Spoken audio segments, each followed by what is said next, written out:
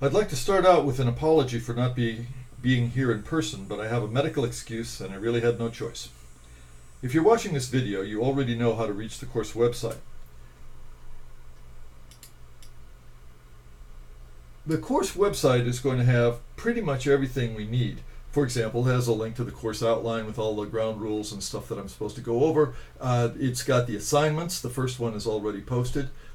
Notice that the assignment is posted in PDF and also LaTeX. All of this stuff is supposed to be open source, and you can take the LaTeX code if you're interested in LaTeX, or you can ignore that part and just concentrate on the PDFs. The lecture slides are going to be posted in advance before each lecture, and these first three are the ones that are covered in the videos. There's links to the textbooks in the course. The textbooks are all optional, and they're all available free in PDF format through the U of T library. Let's take a quick look at the course outline. Oh, computing resources. Yeah, there's a link to the R website so that you can download the R statistical software. We're going to use R for the computations in the course, and it's assumed that you already know something about it, though you might not know a lot of nitty-gritty details. You've probably used it at least for regression. Here's the course outline. It has all the usual information, except it doesn't have my office because I don't know what my office is at this point. It's been moved, and I will post this information once I find it out. There's a warning about email.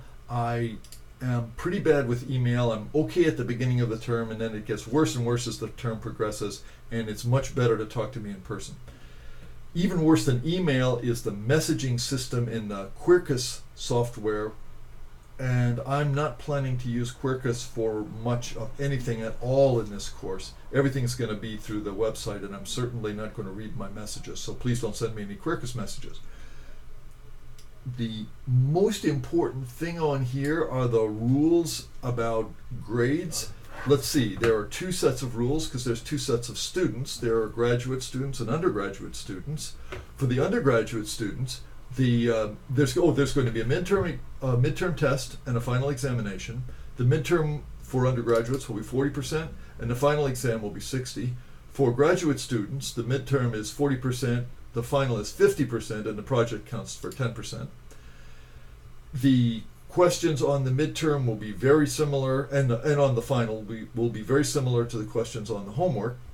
There will be R questions on the assignments, and the assignments will never be handed in for credit or for any other purpose.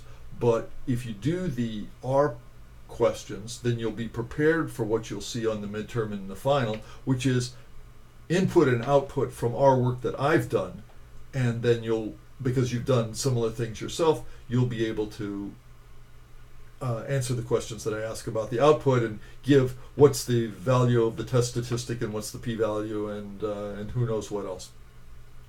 There might be some additional calculations that you'll do using a calculator based on the R output, but if you've done the R work for the homework, you should be completely fine with the R part.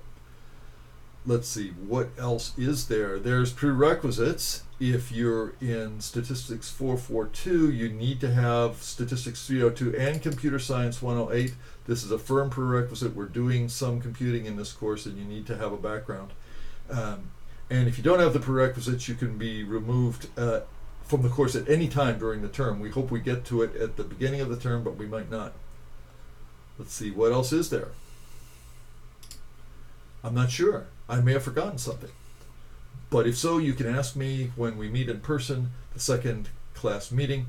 The next thing you should do is take a look at the first lecture video. There are 3 lecture videos here that'll cover the first class, and the last one finishes sort of in the middle of the presentation on large sample tools because I ran out of class time, and I'll do a little bit of recap and then take it up there when we meet next. See you next Friday.